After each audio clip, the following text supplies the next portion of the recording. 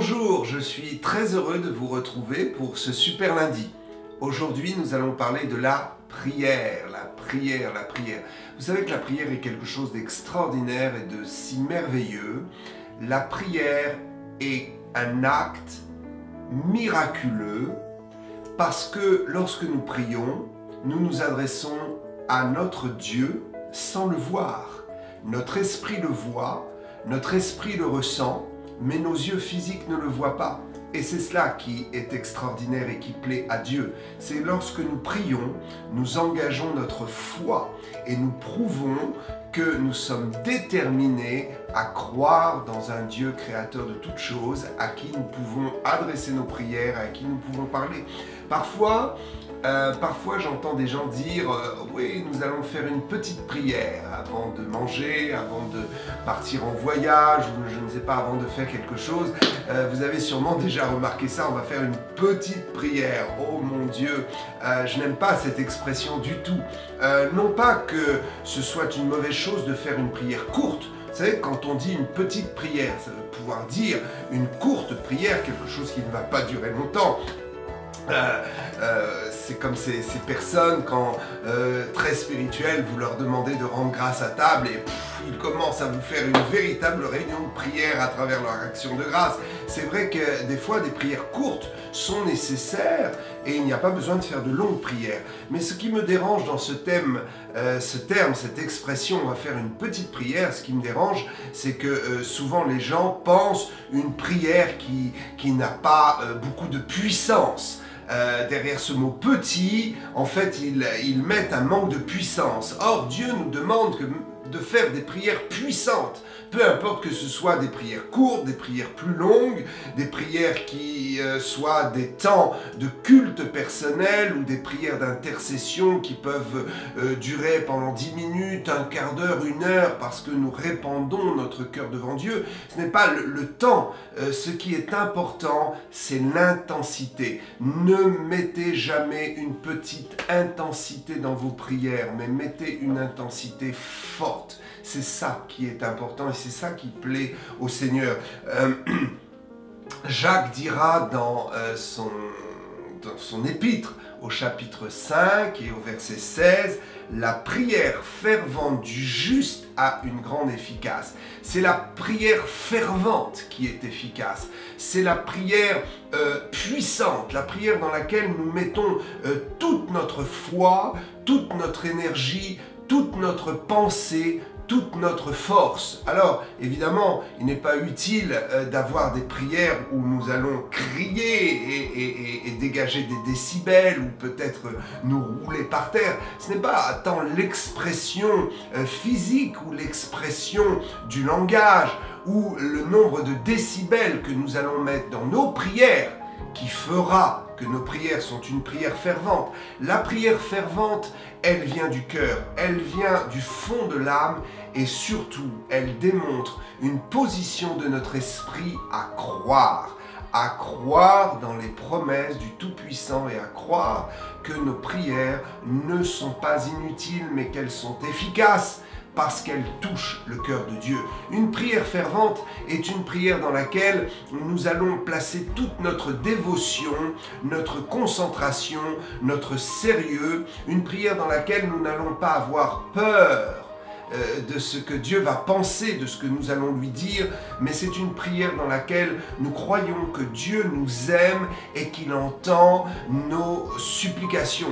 Vous savez, il y a des prières parfois, nous ne voudrions pas que les hommes les entendent parce qu'on va dire on se moque de moi, mais sachez que Dieu ne se moquera jamais de vous. Si vous avez l'impression qu'il y a des sujets de prière ou une ferveur dans votre prière qui peut porter à dérision auprès des hommes, sachez que devant Dieu, vous ne serez jamais perdant et Dieu ne se moquera jamais de vous.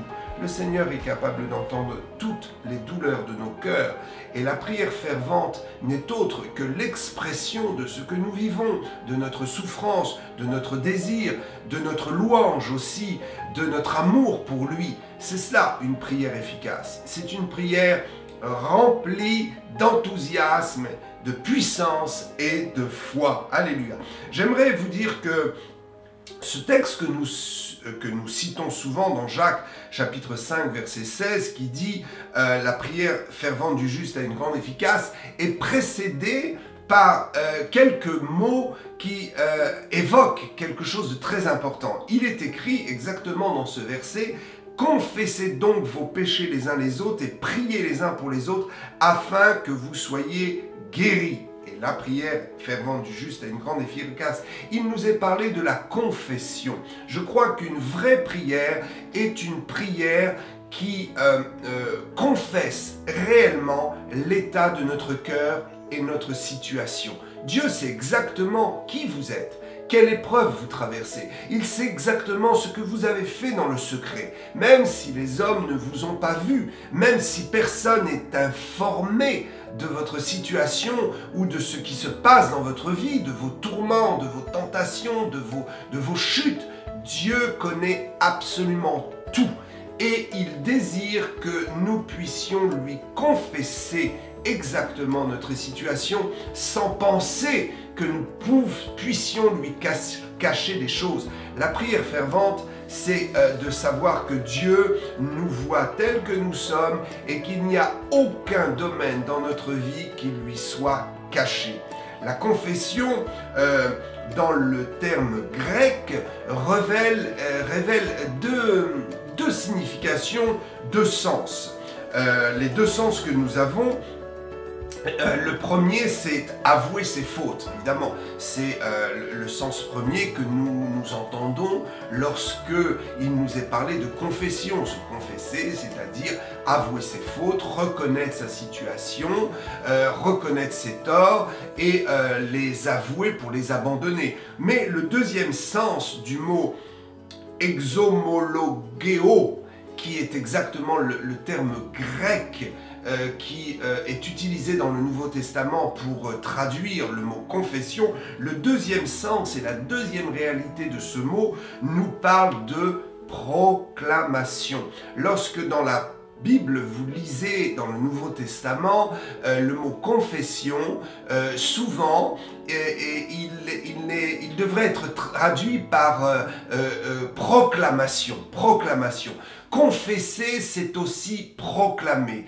La prière fervente est une prière qui confesse, c'est-à-dire qui proclame, qui avoue, qui annonce, qui reconnaît, qui confesse la toute-puissance de Dieu et les œuvres du Seigneur pour nous. La confession est aussi une proclamation de ce que Dieu nous a fait, nous a donné, des bénédictions que nous avons reçues et de la foi entière dans ses promesses. Dieu vous a fait des promesses extraordinaires et il faut confesser ces promesses, il faut les proclamer dans la prière afin d'asseoir votre prière dans la ferveur de la foi. La prière fervente est une prière qui ne peut pas exclure la confession dans le sens du mot proclamation, dans le sens de cette pensée biblique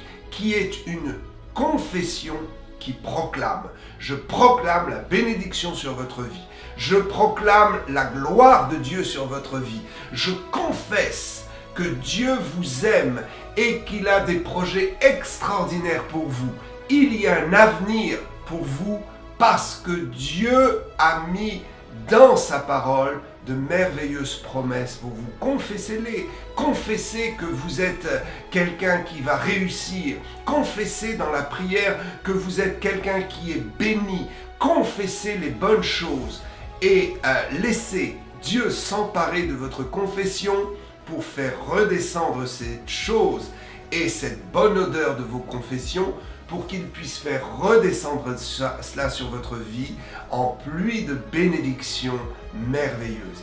Que le Seigneur soit loué.